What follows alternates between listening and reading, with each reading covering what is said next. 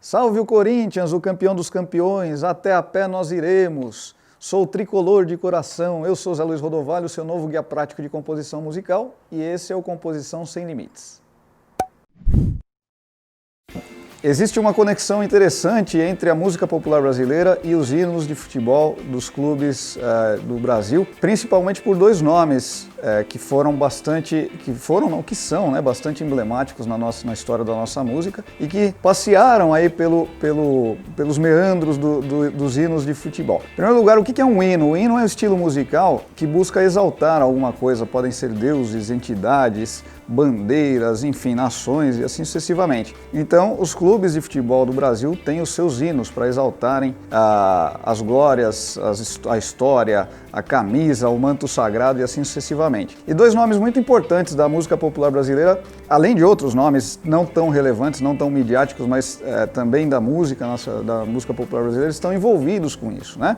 Vamos começar, obviamente, por Lamartine Babo. Lamartine Babo, que foi provavelmente o compositor que mais tem marchinhas de carnaval no Brasil, mas que não se limitou apenas às marchinhas, é um compositor que tem sambas, valsas, valsa-choro, até passeou um pouquinho pelo sertanejo, né, quando ele fez Rancho Fundo, em parceria com Braguinha, por exemplo.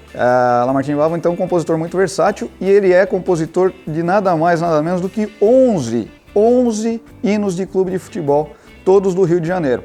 Ele começa com, não necessariamente nessa ordem, mas ele faz do América, que é seu clube de coração, dos quatro grandes, Flamengo, Vasco, Botafogo e Fluminense, e depois de times de menor expressão, Bangu, Olaria, Bom Sucesso, Madureira, um time pequeno chamado Canto do Rio, que nem existe mais, e São Cristóvão, exatamente. Então são os 11 clubes para os quais o Lamartine Babo fez os hinos de futebol. Imagina só, 11 hinos de futebol. Então essa ligação da música popular brasileira com hinos de futebol está mais do que marcada na carreira e na obra de Lamartine Babo. Um outro compositor que foi muito famoso, que é um nome inesquecível na nossa música, com muito samba-canção, de qualidade altíssima, muito bonito, do rei da dor de cotovelo, nosso querido Lupicínio Rodrigues. Lupicínio Rodrigues, gaúcho, fez o hino que, na minha modesta opinião, é o hino mais bonito dos clubes do Brasil, o hino do Grêmio, né? Até a pé nós iremos, para o que der e vier, enfim.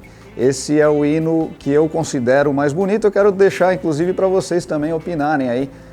Coloquem qual é o hino favorito de vocês. Pode ser, por exemplo, não é o meu clube de coração, o Grêmio, mas eu acho o hino mais bonito. Então, você vê que eu estou fazendo uma análise imparcial aqui, tá? Então, Lupicínio Rodrigues também criou esse elo entre a música popular brasileira e o hino de futebol. Depois disso, temos hinos famosos, emblemáticos também. O hino do meu Corinthians, eu sou corintiano, e o hino do Corinthians, que para mim vem atrás do hino do Grêmio ali, pouquinha diferença, né? Também é um hino muito bonito, foi feito por Lauro Dávila, que era jornalista, e também em parceria com Edmundo Russomano, que fez a melodia. Agora tem uma história interessante no caso do hino do Corinthians, porque o Corinthians tinha um hino que foi feito na década de 30, entre 36 e 38, mais ou menos, final da década de 30. Esse hino existe ainda, lógico, né? A música não morre, o hino existe, mas ele deixou de ser o hino oficial quando o Lauro Dávila e o Edmundo depois, fez a melodia depois, né? O Lauro fez a letra primeiro, ele deixou de ser o hino oficial entre 1951 e 1952, quando o Corinthians ganhou o quarto centenário.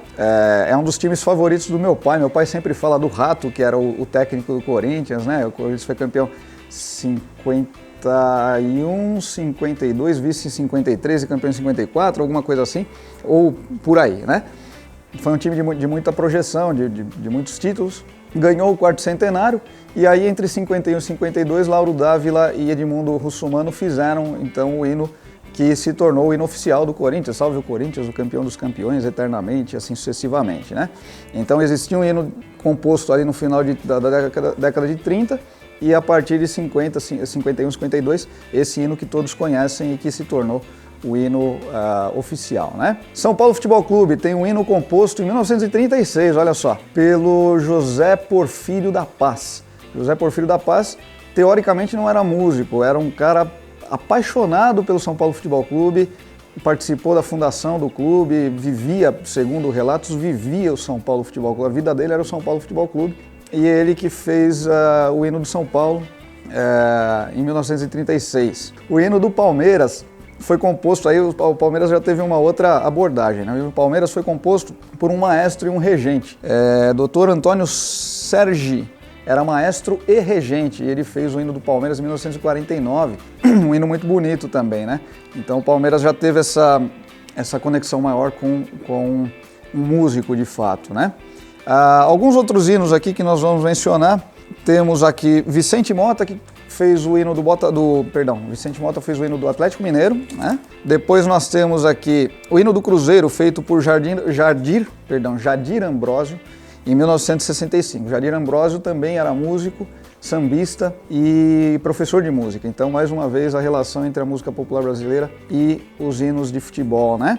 Temos Internacional de Porto Alegre. O hino do Internacional de Porto Alegre foi feito pelo Nelson Silva, que também era cantor e compositor. Fez o hino em 1957. Então, mais uma relação aí entre músicos e clubes de futebol, né? E por fim, eu deixei por último, porque eu acho uma história muito curiosa, muito engraçada, temos o hino do Santos Futebol Clube. Claro que eu estou falando o seguinte, ó, eu falei dos 11 do Rio de Janeiro, que foram compostos pelo Lamartine Babo, falei dos 4 grandes de São Paulo, né, São Paulo, Palmeiras, Corinthians e Santos, vou falar do Santos agora, dos 2 grandes de Minas e 2 grandes do Rio Grande do Sul. Claro que existem muitos outros hinos, vai ter torcedor que vai me cobrar. Inclusive, se vocês tiverem informações de hinos de outros clubes também, deixem lá nos comentários. Se tiver alguma informação que vocês saibam, alguma história curiosa em relação a esses que nós mencionamos aqui, também deixem. E deixem sua opinião lá, qual é o hino que vocês mais gostam. Eu, como falei, sou apaixonado pelo hino do Grêmio, e o do Corinthians vem logo em seguida ali.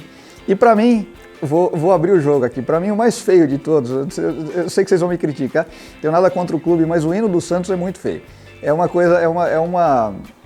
escolha muito mal feita, gente, não é possível um negócio daquele. Então, o Santos também tem 2 hinos, tá? É uma história curiosa, assim como o Corinthians, né? Mas o Corinthians não fala do primeiro hino, só fala do segundo, né? De 1950, composto por Lauro Dávila e por Edmundo Russomano. O Santos tem 2, tá?